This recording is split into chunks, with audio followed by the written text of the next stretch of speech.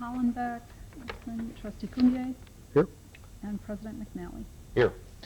Okay, can we all stand and give the Pledge of Allegiance?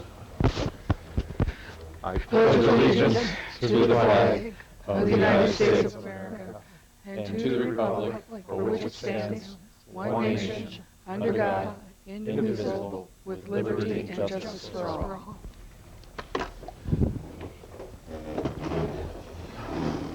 Okay.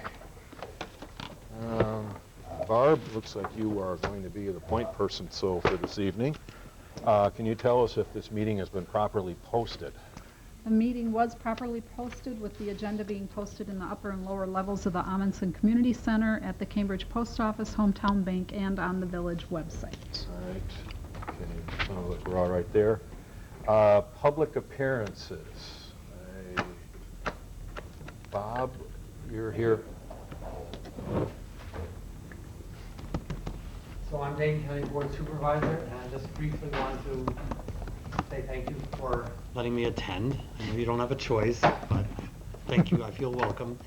The Dane County Board budget will be released October 1st. There was a press release about one component of it. Probably Parisi, the county executive, will have some press releases to talk about some of the highlights and some of the things he wants to really promote this year. Today he released a $500,000 budget category. It hasn't been approved yet, but it's to handle overdose and to try to prevent deaths by overdose of drugs in our community. We did receive, through the EMS, we received an alert today that there is a spike in opiate overdoses this last week. So we get these from the Department of Health because the data that they're receiving from ambulance calls goes into a database, and they can real time report all to us if there's if there's mixture of drugs, or if it's a lethal drug, or what's going on the streets. So we did just get a notice of that. So hopefully our community is immune, but it is not. We'll see how it goes. We're of course on alert for that.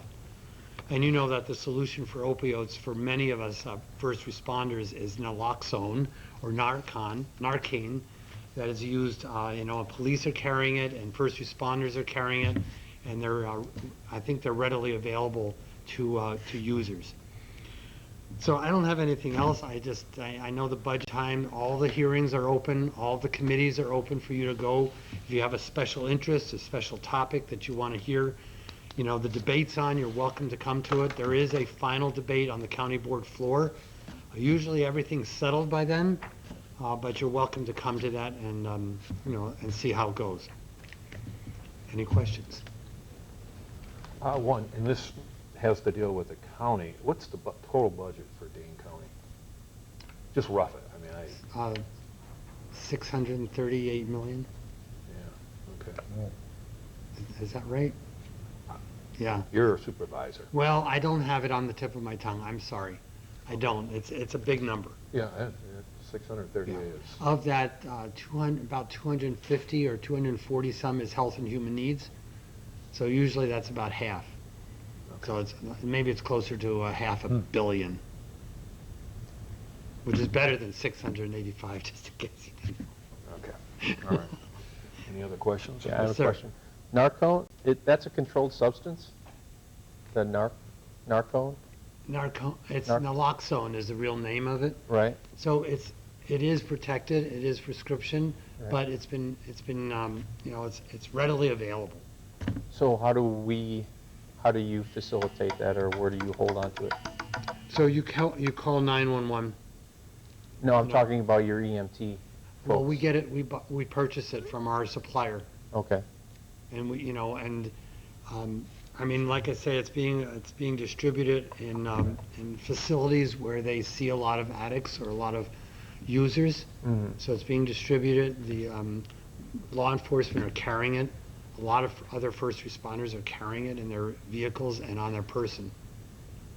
But are the different counties giving like cost adjustments on that, because it's fairly expensive? The manufacturer is. Manufacturers? Right, the manufacturer is giving rebates on them. Okay. But it's not a whole lot. I mean, I Yeah. just got a credit for $30 for the last, I don't know how many months. And it does expire, so, you know, if we keep it on the shelf, we have to throw it away. Well, we officially waste it. We don't throw it in the garbage. Yeah. All right, that's all the questions. Thank you Thank you. for All your right. attendance here this evening. You bet. Supervisor Saloff. Yes. Okay. I see two gentlemen, but I have a feeling you might be here on something further in the agenda. Yes. Both of you? Okay. All right, anybody else? Patty? Okay. All righty. Moving on, approval of the consent agenda. I will entertain a motion for approval. I make a motion to approve the consent agenda. Second. All right. As you can see, this includes the village board minutes, operators licenses, Chamber of Commerce wine walk, and trick-or-treat hours. So, any discussion necessary? All right, so we have a motion and a second. All those in favor of the consent agenda, please signify by saying aye. Aye. Opposed? Hearing none. That carries. All right, moving on to reports.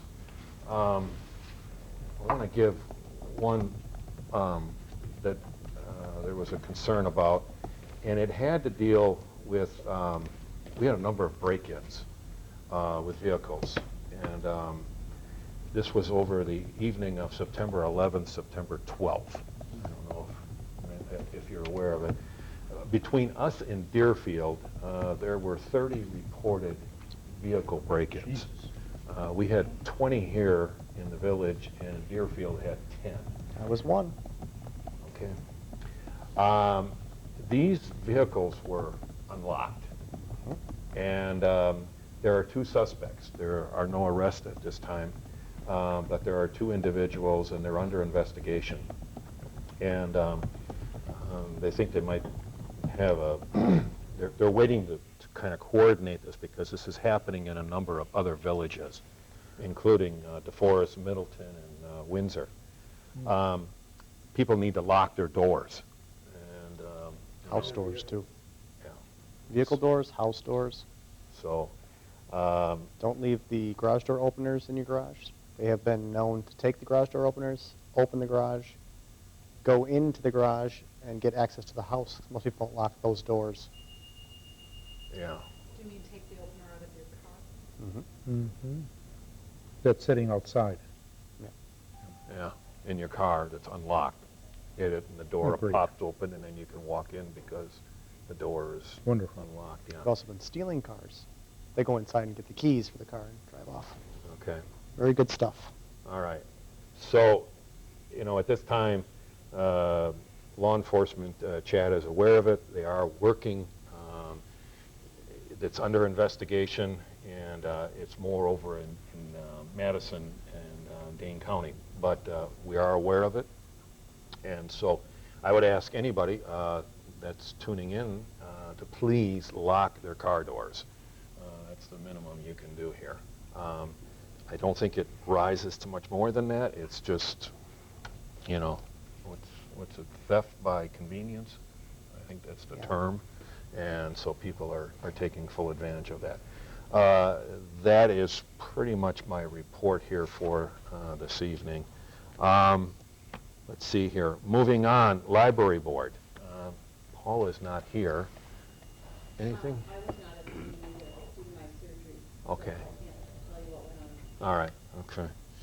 So we'll move off of that. Water and Sewer Committee. Yeah. Ted, what can you tell us about your... Well, the big thing is we need to raise more revenue for the water and sewer because we're taking funds away from water to pay for their sewer bills every month, and that's wrong. We have certain things that have to happen in water also during the year, and they're not happening. And so what we're going to do is go for a rate increase this year of 5%.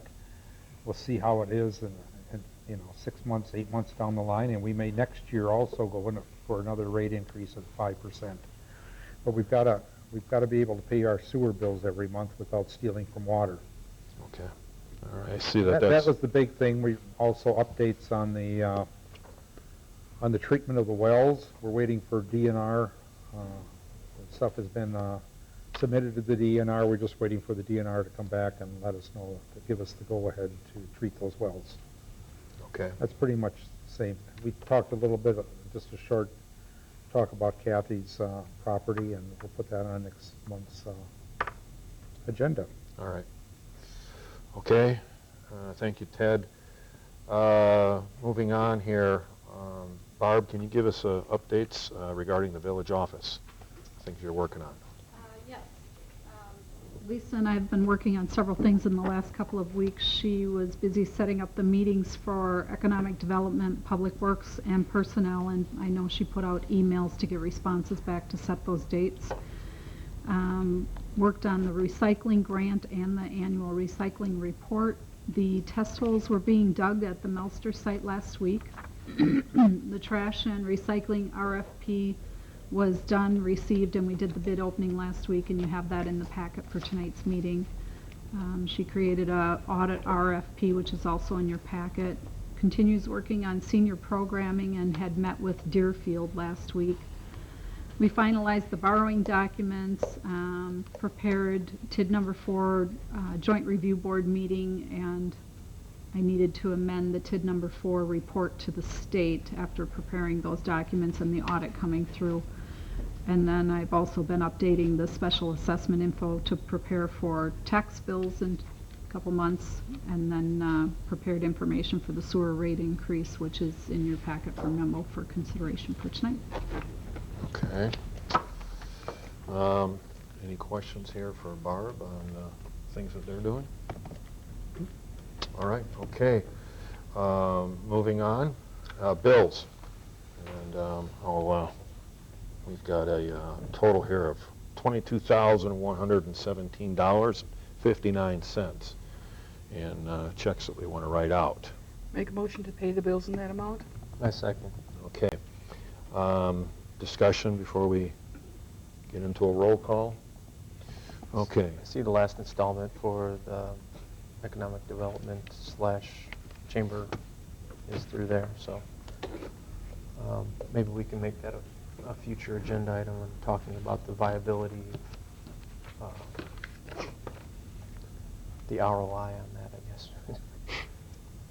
Okay. I did attend it, but I know that they're talking it through.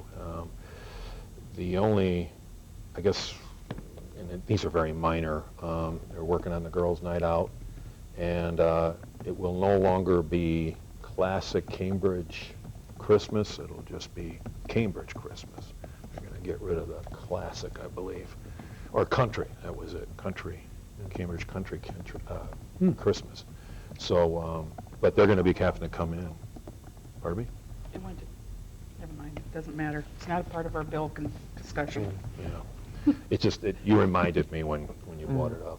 So, okay. Can we have a roll call on this, please? Okay, Trustee Hollenbach is absent. Trustee Brunig? Yes. Trustee Christensen? Yes. Trustee Cunningham? Yes. Trustee Whitwer? Yes. Trustee Cumbier? Yes. President McNally? Yes. Okay. All in favor, one absent. All right.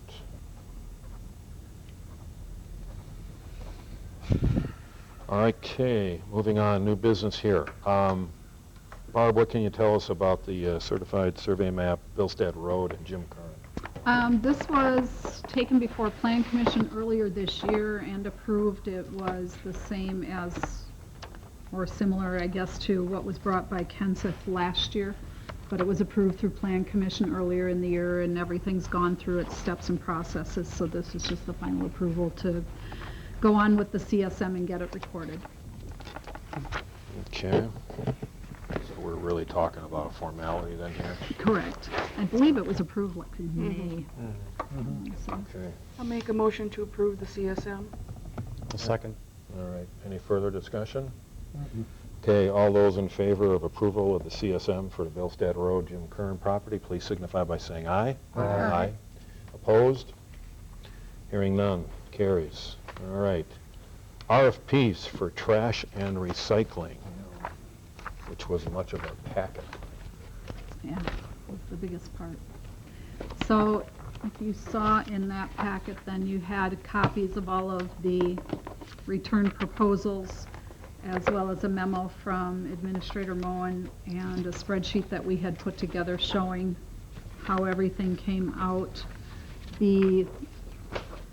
So according to her memo, the advanced disposal contract was up this year. Bids were due in on September 19th. 4 responses received from Advanced Disposal, Badgerland, Pelletary, and Waste Management.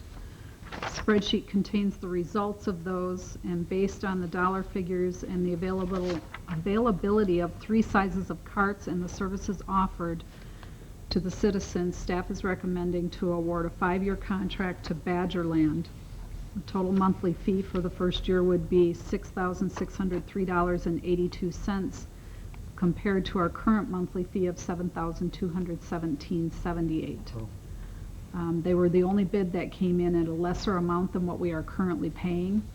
They are currently the provider for Oakland, and they were just awarded the contract in Rockdale.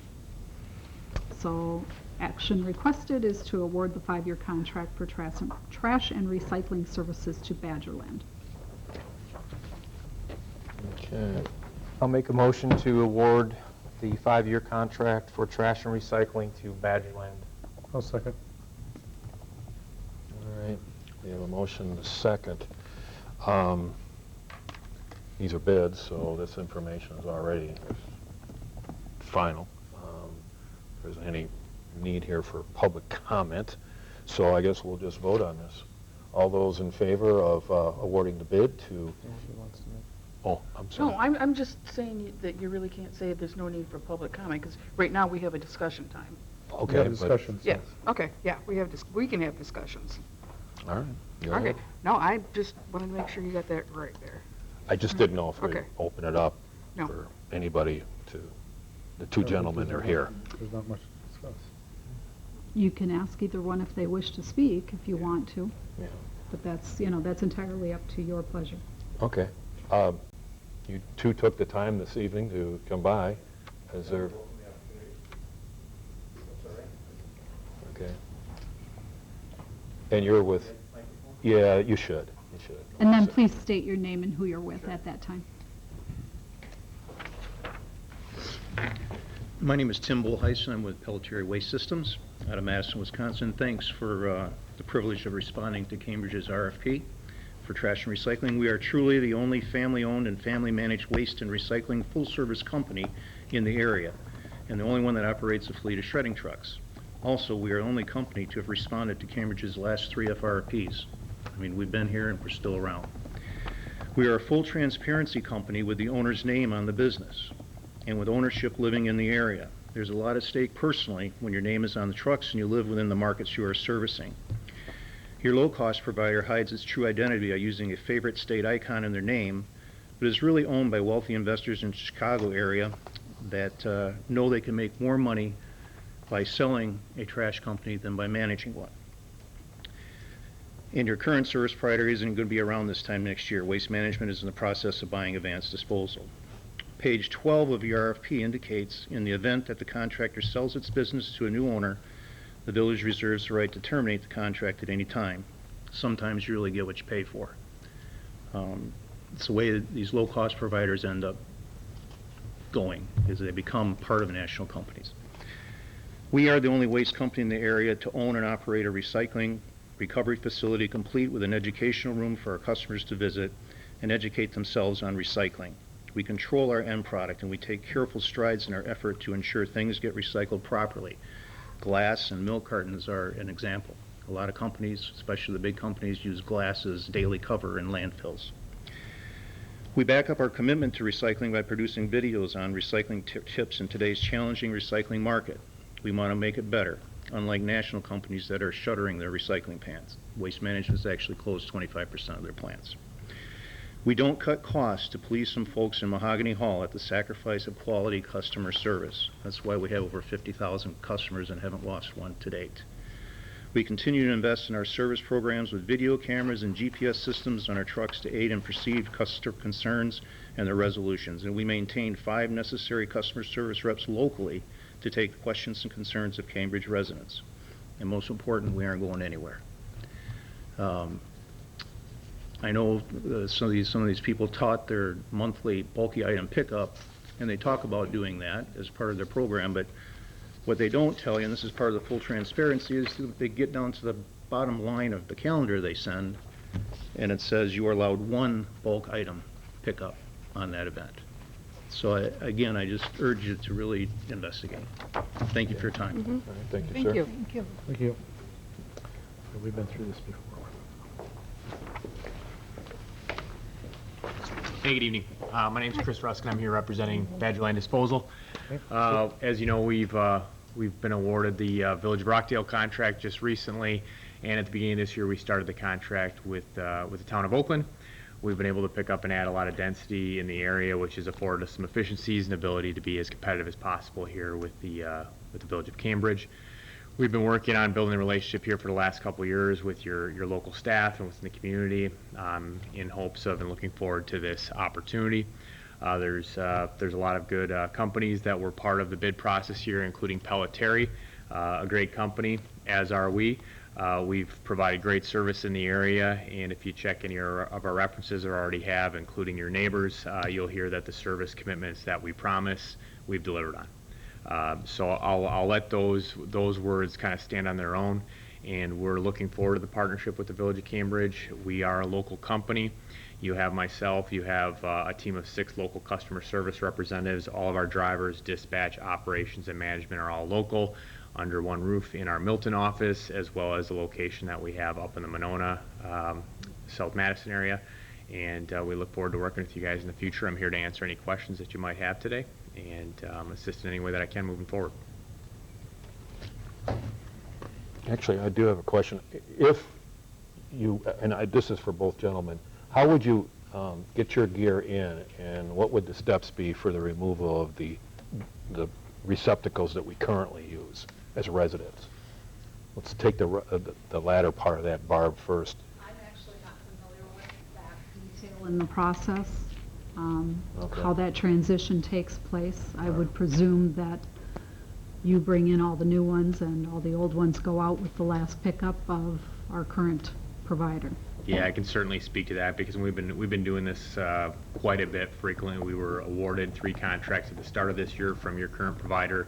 We already have 3 more on deck for January 1 start, so we've gotten pretty good at this process.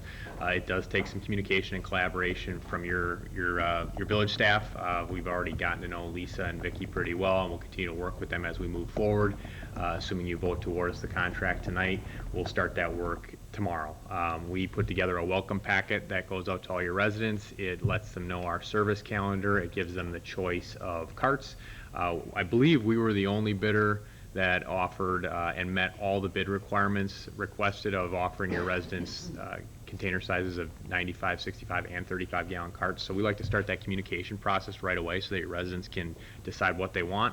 We'll coordinate that communication process with your through the city clerk typically, or the village clerk typically, and then in any way you want us to support that, and then get them those carts before the start of the year.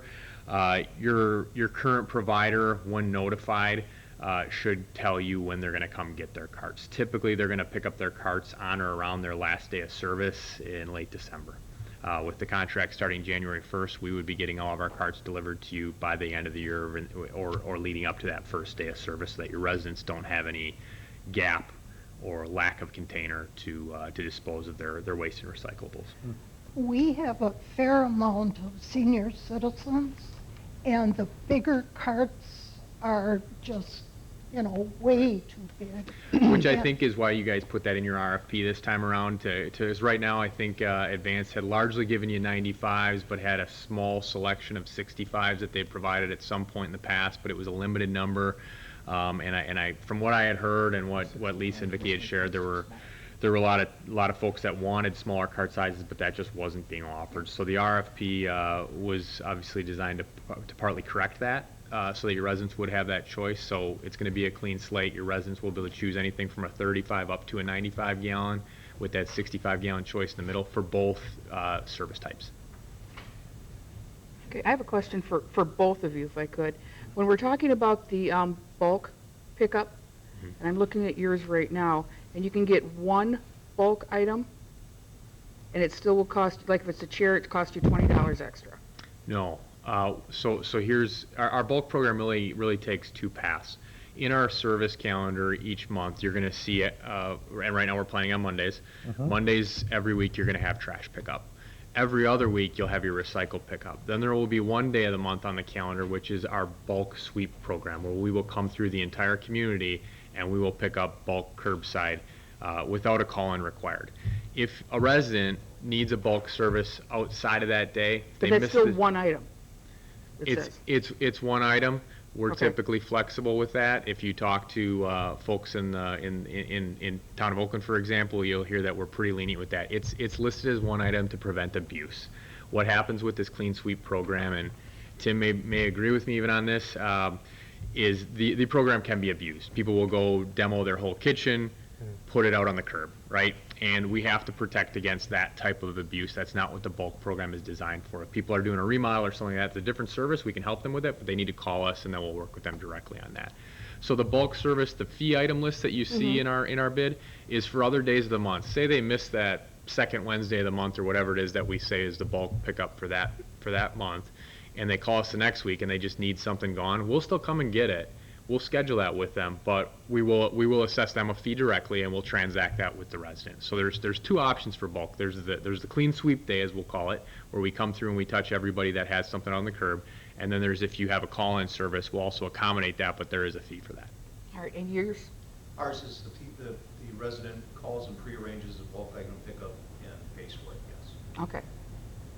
And I would like to note that typically, on any analysis we've done on any community, you're looking at, in a given year, 3 to 5% of the residents need that bulk item pickup. All right, so if somebody's getting rid of a mattress, it will cost them an extra, what, with yours? Whatever's on the schedule could cost, Okay. yeah. Or we really, our customer service reps really try to direct them into other lower cost options. We have to price those things like they're the only one we're coming out here to get. And they can get rid of that mattress at the Dane County landfill for $13, you know, or if they have a usable furniture item, we refer them to Goodwill and St. Vinny. These people offer free pickups. We try to get people to at least think about what they're doing and to become responsible consumers. Yeah, I'll agree with Tim. It is a small percentage of the waste that's disposed of in the big picture of things. But if that 3 to 5% is sitting roadside for long periods of time, or it gets thrown in ditches or fields because people don't have another option for it that's convenient, you know what that makes your community look like. So we've found actually it's a big differentiator for us. While a lot of haulers and service providers are pulling back on offering that kind of service, we're continuing it. And frankly, it's been a differentiator that's a lot of communities have selected us for, being that key difference. We're keeping the communities clean by providing a convenient alternative for residents. Because if they don't have a convenient alternative, there are unfortunately those bad apples that will throw it somewhere else. Electronics, is that considered a bulk item then? It is, and it falls within our bulk pickup program. So one TV or, Correct. okay, Yep. per month? Correct. Okay. Your competitor there had mentioned that some companies are selling out. What are your plans? What's Badgerland's plans, at least for the next 5 years? Sure. We do have a parent company in Chicago. They've been our parent company for the last year and a half or so. And our plan is, we're a privately held company. While we have a parent, we're not a big public company. We're not answering to an earnings per share number at the end of the quarter. We're here to grow and be an alternative. While Waste Management and Advanced Disposal are merging, they're the two big companies that have disconnected more and more from their communities and are now becoming one even bigger behemoth. Companies like us, companies like Pelletary are going to be the local alternatives. And while we have a parent in Chicago, we operate as Badgerland Disposal in Wisconsin, and we have some stability and financial backing behind us, which gives us a lot of strength and ability to grow and support the services. And we're not going anywhere anytime soon. Our plan is to grow and be the Midwest alternative. All right, and I'm looking, oh, sorry. Because Advance and Waste Management, if they join forces and you try to make a phone call, you don't know where you're going to end up, and maybe go to India. It's the way it is now, so it's not going to get better. Working in construction, I saw a lot of changes when Advance took over and stuff like that from the previous owners. And it's just gotten worse and worse, and Waste Management was just terrible. Right. When you rent dumpsters all over the United States, it's I expect companies like ours and Pelletieri will benefit greatly from their merger because their customer service and operational service is gonna get better, right? So we're gonna be an alternative. Okay. Any other further questions? All right. We have a motion and a second for approval of the Badgerland contract for trash and recycling pickup. Yeah, Did we have a motion and a second on that already? Yep, we did. Okay. all right. Okay. So we want to go with a roll call on this, Money, or? We can, it's money in a contract, so Yeah. it's better safe. All right, let's go with a roll call. Trustee Bruning, Yes? trustee Christensen, Yes, trustee Cunningham, No. no? No. Trustee Kumbir, Yes. trustee Hollenbeck is absent, trustee Whitwer, No. trustee President McNally.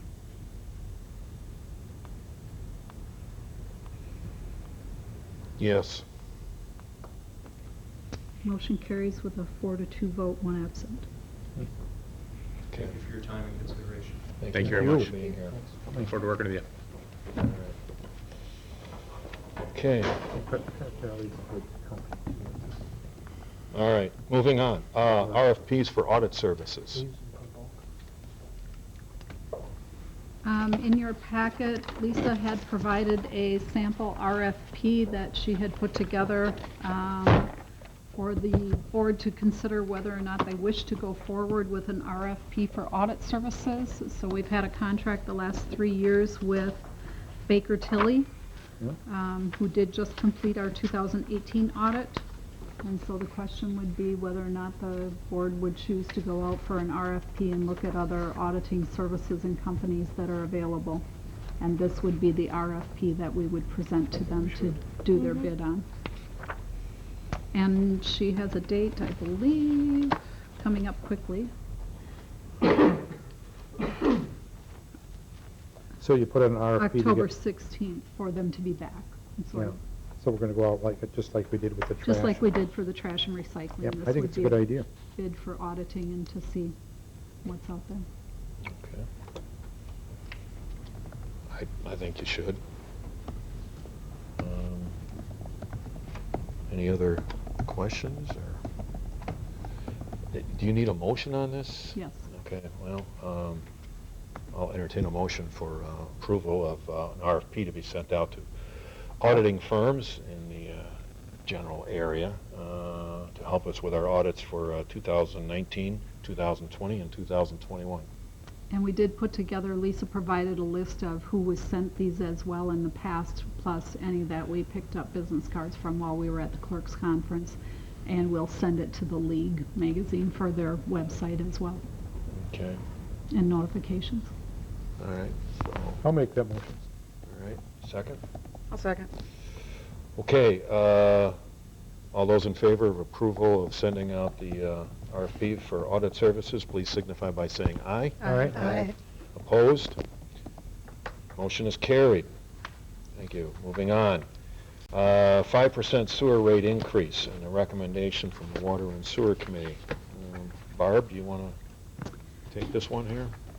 In your packet is the same memo that I had put together and provided to Sewer the and Water. Sewer and Water Committee, which they took up at their meeting on the 17th. So just as a bit of background, when Paul France of Baker Tilly was here to discuss the 2018 audit, he stated that sewer is at a negative balance at the end of 2018 of $106,000, almost $107,000. If the village were to use all of the funds that are currently in water, sewer, and storm sewer, we would have 2 years to survive on those funds alone. In order to bring the sewer fund to a positive balance, we need to be doing a sewer rate increase. And I guess prior to my coming, this was discussed the past few years, and one was implemented, I believe, effective January 1st of 18. And it appears that the discussion was had at that time to do it every year. However, it didn't get done this past year, probably due to transition in people. And so it's recommended again that it should be looked at and done every year. He actually was talking about a rather high increase of 20+%, which we all know is very difficult for our residents to be able to handle. I would recommend that it be over 5% just because of the fact that we're so far behind and need to not just become solvent, but to start putting away to that equipment replacement and being able to sustain the sewer going into the future, just even in the Instead of current borrowing money future. for things that need to get done. Right, right. You don't ever want to really borrow to handle operating costs, so we Nope. hope we don't end up in that spot. But, so I was not able to be at the committee meeting, so they just took the information that I had provided with the memo, which also included a copy of the rate study that was done by Ehlers and Associates in 2017. It was a sewer rate survey that they completed, and I had requested from them to tell us what it would cost to have that updated. They provided a proposal with a cost of $7,500 to update that. My intent and feeling was that they should be hired to update that information and be able to give the committee and the board a better understanding of what it's going to take, how long it will take, and what should be implemented over a period of time, and to be able to see where you're going. The committee ultimately made a motion to recommend to the board a sewer rate increase of 5% to be implemented. And that is what is before you tonight. And I believe it's for this year. And it'll take some time to put everything together and put understand. it in place, so I don't know if it would be effective December or January. Okay. Bear with me, I knew I had to lay those out.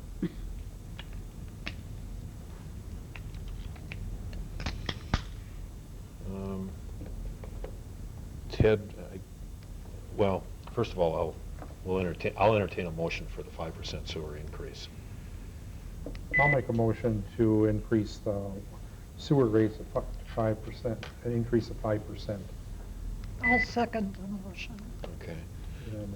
All right, discussion. Ted, is there anything else that you want to add to what Barb has talked about? Well, the big thing is as she said, that if we continue going the way we are, water and sewer is going to be broke in 2 years. And water should sort of be separate of sewer.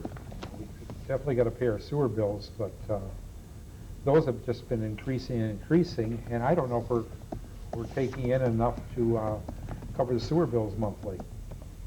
And so what we're doing is we're robbing from water, and that's wrong. Because we need one of the big things we need in water is equipment replacement fund. And probably next year we need to take a look at a rate increase for water also. Because we got to start building those funds up and be able to do something in the water department. Okay. For even just maintenance. So All right. we used to, 10 years ago, we had a pretty good fund, and we were replacing equipment and stuff like that, and we could take it out of our the funds available. We can't do that anymore. If I could just explain something a little more too. One of the questions that I've had to ask as I've heard customers come in and talk about how large their sewer bills are and such, and for me to understand it, as it's been explained to me, when the new sewer plant that was built through COWC was put in, it was put in prior to that crash in 2008. Yes. So it was put in with future expansion and planning in place, which makes it a large project, which it needed to be and should be. But Cambridge has a very small population, so to pay for theirs, there's not as many people to spread that cost over, and that's what makes our costs higher for us. I know there's always a lot of residents asking about that, and I just thought it might be helpful to kind of explain that. You all probably already know most of this, if not all of it. But that is what makes it difficult. But It it's is. there, we have to take care of it. We have to take care of our sewer and our customers. And in the water portion of it, there should have been money available when it came time to paint the water tower, available where we wouldn't have had pay for, or had to borrow funds, but we turned around and had to borrow funds to pay the contractor for painting the water tower. It's just one of those things that had to happen. And I'd really like to be able to use the funds right, you know. Certain funds should go to water and certain funds should go to sewer, and they should be self-sustaining, and they're not. I was here 2 years ago when this came up, and I think at the time we were looking at a 35% increase. And we had talked about it, and I came out in support of a 25% increase, but with the idea that we would have 5% bumps there. Every year, yep. Now, if it didn't get done last year, it didn't get done. But I think that people here, we can't go years and years and years without doing anything, and then boom, there's a big adjustment. Budgeting is important. We see that. And so I will vote in favor of this because I know we have to do it. I don't want to see us where we do nothing and then we're hit with a large amount. I guess seeing, Mark, that we missed it last year, where there was plans to increase it 5%, maybe we should go at 7.5 and split it. Or what do you think? I don't know. It's 5%. If 5%. we didn't catch it, you know, that's something that I think we have to take on ourselves. 10% is a large amount. Does 5% put us at solvency? Nope. Okay. It'll help. I was under the impression when the auditor spoke to us at the Audit and Finance Committee meeting, he was looking at more like 25%. Over 20%, and which we all cringed at, but no, How many it more won't bring people do us- we need to make us solvent? I don't know. Well, we should. That's part of the expertise with Eller's Financial Yeah. doing that whole package, is to be able to tell us how long it will take to become solvent and how much to put away every year into an equipment replacement fund and how much to keep for operating every year, and be able to do that, and what percentage increase will it take to have that. Oh, I guess I wasn't here when the sewer plant was built, and I'm just wondering, what were the projections of how many people we would have, population? That's. I don't for them, have that. I was wondering what they were thinking. The big thing is rainwater and being able to control influent into our sewer lines from, maybe there's people that pumping their water, their sump pump water into the sewer lines, and it doesn't take too many people to do that to really give a big spike down at the sewer plant when we have rainwater coming, you know, when we have a big rainstorm. Okay. The other thing is water running into the sewer lines from my groundwater, and we need to be aggressive and start getting our pipes again videotaped to find out where this water's coming from. Yeah, but we should do a percentage every year, and it hasn't been done. We did some. We did some just recently. Yeah. Because I had to look it up because I didn't know what the term was. Well, But you've been talking about it. we've been talking about it, we haven't But done it. not actually Okay? having done Because, it. again, there's no money supposedly for it. And that's one of the things that, you know, the money that we receive every month, part of that should go to getting ready to videotape a certain percentage of sewer lines every year, water lines every year. Like I said, I was just curious Sewer about, lines. you know, what the population should be according to what their building specs were, Well, that it would be. the big thing is, you know, if it was just, Yeah. if it was just sewer and water, it'd probably be balanced out pretty well. But then you start adding rainwater influent and stuff like that, where there's a spike in treating all this water. And when we have a real hard rain, we can almost overload that sewer plant down there with 1 million gallons of water coming in. Okay. So that's a problem. Any other? What I did mention, and I haven't had a chance to talk to you about it, Ted, but I did mention to Vicki to put on her calendar for every year in August for this item to be put on the Water and Sewer Committee, so the increase can be looked at an annual basis, no matter who's here. And hopefully that calendar will Absolutely. pass on if she's not here to somebody else, but something we should just keep in mind. I agree. Okay. All right. we'll call this matter. Well, I to hope you're here. Vote here. There's nothing else further. We have a motion and a second for a 5% sewer increase based upon a recommendation from the Water and Sewer Committee. Why don't we do roll call on this one, too?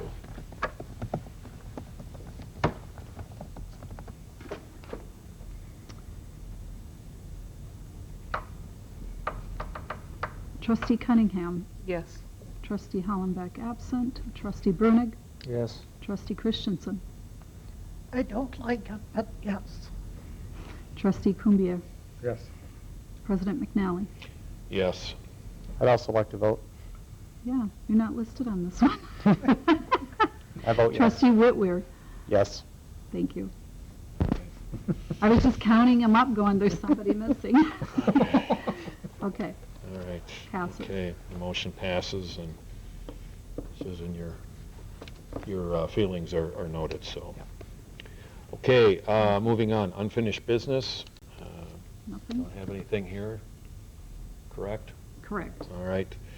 Correspondence, looks like we're a little light in that area as well, so moving through this, October 8th, we have joint law enforcement.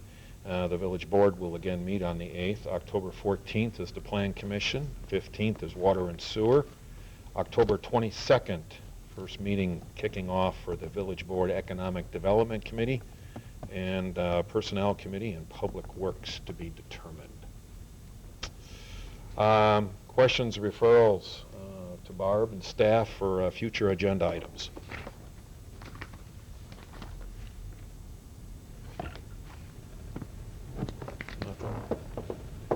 The only thing I can think of is, when do we want to start work on our budget? Right now. Yeah. Last week we had the... I don't have a calendar in front of me, but Lisa and I have been talking about this and thinking about that plan, and that's part of that is getting through those public works and personnel committee dates once we get past those. Or get into those. So we're starting internally and starting at each committee level is my understanding how she's done it in the past or whoever's done it in the past. And so probably mid-October. right. Although I understand, Chris, you are out October 21st through the 27th. So hopefully we'll have it mostly all together by the time we bring it to you. But once we get through those committee meetings is what Lisa and I have discussed. It's how they've done it in the past. Okay. One other thing, and I'm not sure where to start with this, either at police or plan or here, but on PQ at that stoplight, now that they say you can't go over and turn right, it has really screwed up traffic. Mm-hmm. We really truly need turn left lane and turn right lane instead of one extra parking spot. Well, that's what they're doing anyway right now. They're going around each other. Yeah. And I know. It would be easier if it was just one turn lane here and one turn lane here, because sometimes the traffic gets going and you sit there forever waiting for someone to turn left. I would like someone to look into that. I'm not sure where to start with that, but I think as someone who uses that intersection a lot, it really would move traffic along a whole lot easier. Okay. Can we, Well, maybe right turn only. Well, there'd be two lanes, right turn and a left turn. You can't go straight. Right. You'd end up into a building. can we refer that to, go to Public Works? I'll check with Lisa whether or not she thinks law enforcement should look at it too, but probably, I mean, Public Works That's a would good be the idea one to help change the it. Police too. Or how about the police? What- Right. She what could talk their to them thoughts. first. Let's start with police. All right, okay. Anything else for future agenda items coming up here? That's a good idea. All right, okay. Moving on, I'll entertain